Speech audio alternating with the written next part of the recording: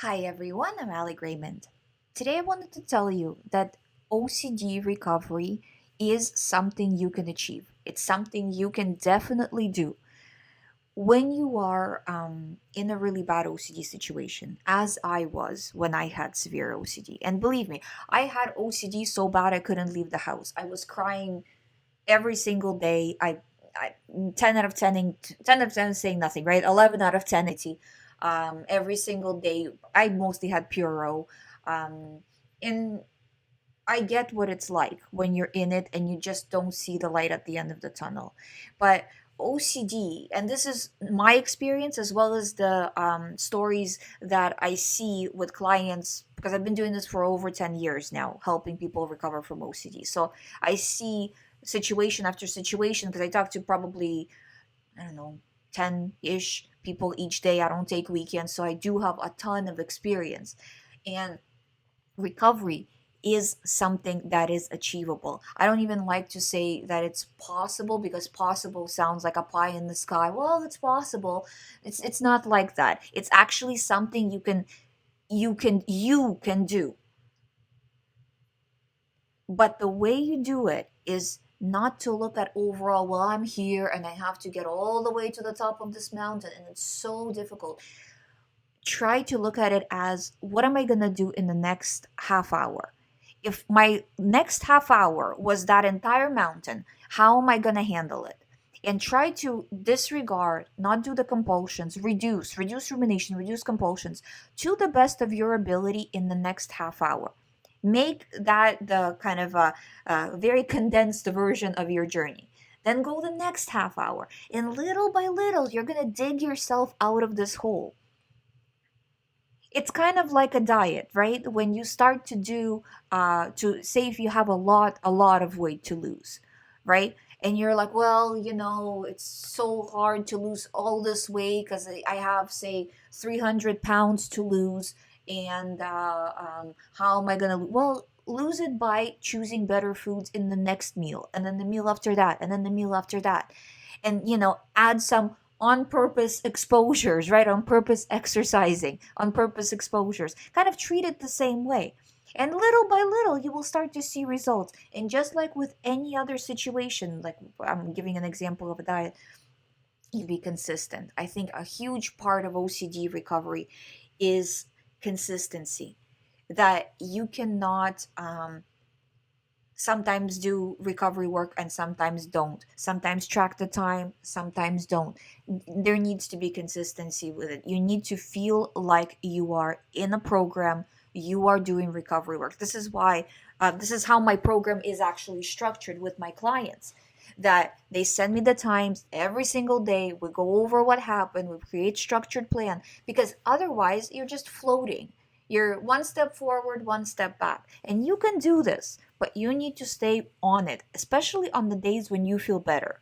That I see as a big pitfall, where a person will start to track the time. Of course, they feel better because it works. But then when they feel better, they're like, oh, I'm cured. I don't need to track the time anymore. And that's when they start to fall down.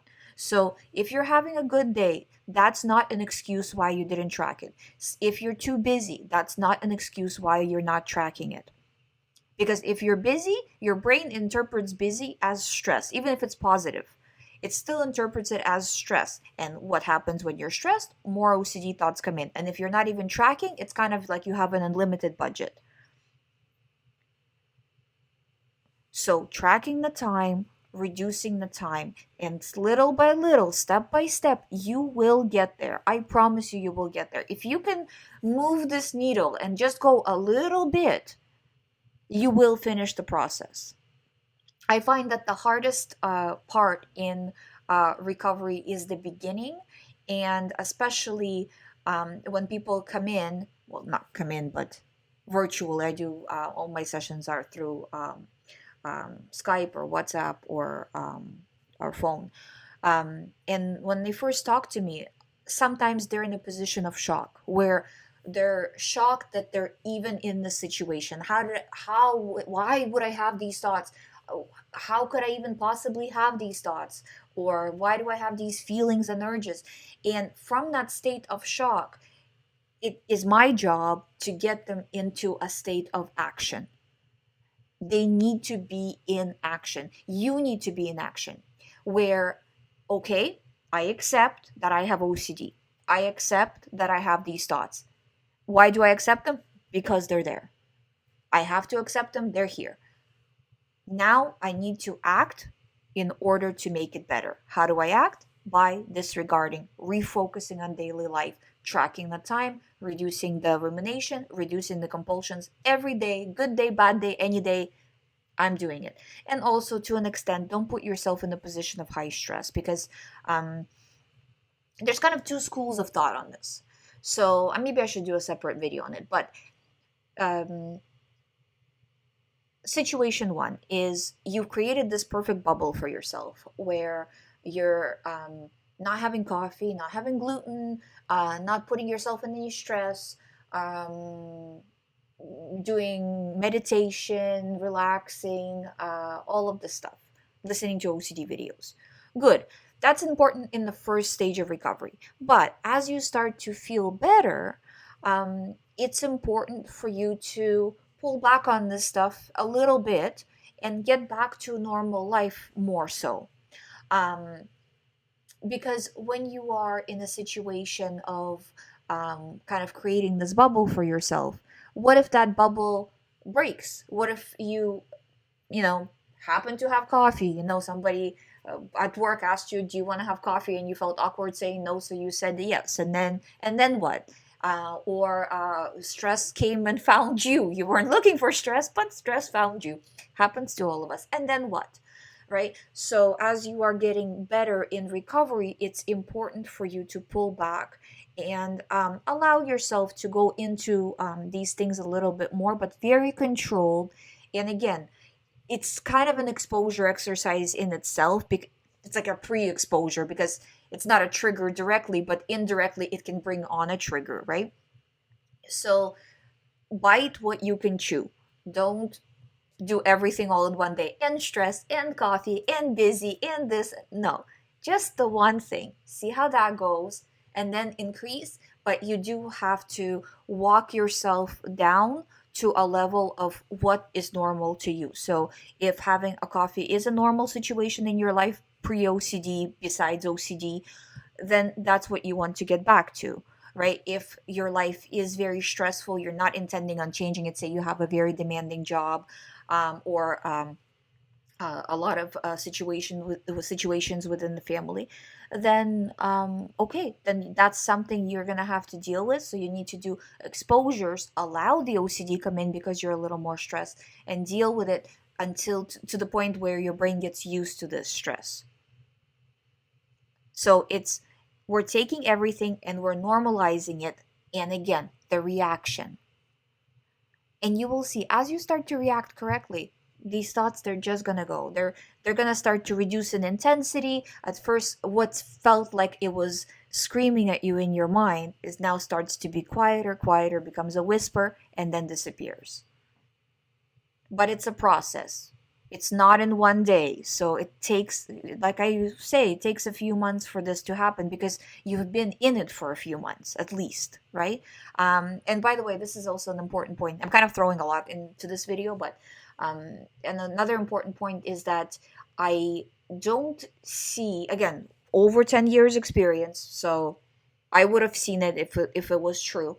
But I don't really see a difference between a person who's had it for, say, 6 months, had OCD for 6 months, severe OCD for 6 months, versus a person who had severe OCD for, say, 10 years in terms of how their recovery when they start to track time.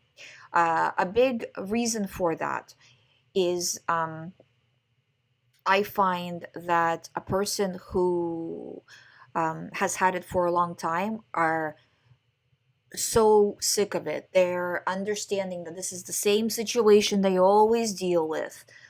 Same old, nice try OCD, so they're not surprised by it versus and from that point it's much easier to be really determined in recovery work versus a person who's new to it, who is in that still shocked stage that I was talking about, and it takes a while to just get them out of it to do any recovery work, where the person who's had it for a while is ready.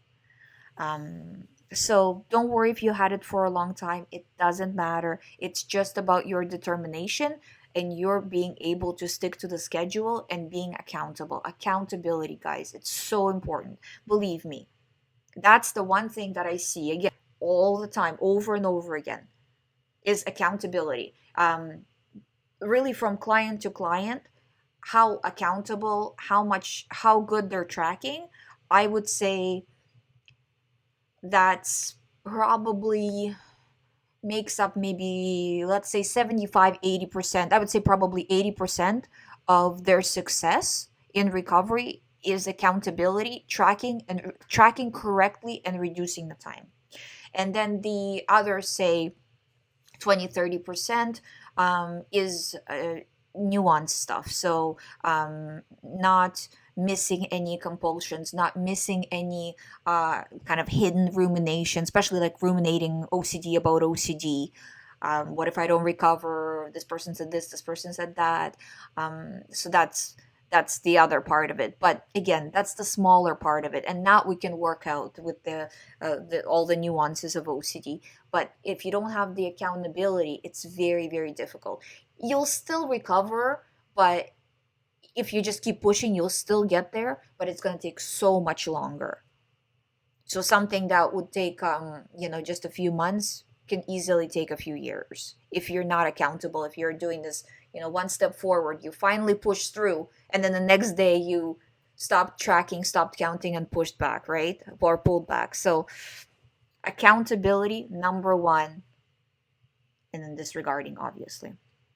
So counting the time, counting the compulsions with the idea of reducing, not with the idea of, well, I'll just track it. Well, okay, you have analytics, so that's fine. But it doesn't make your recovery, right? It's reducing every day from the previous day. I hope you find my videos helpful. I already talked your ear off, so I will end here. If you would like to do one-on-one recovery program with me, all the information's on youhaveocd.com. You can sign up from there and book a session from there. I'll see you tomorrow.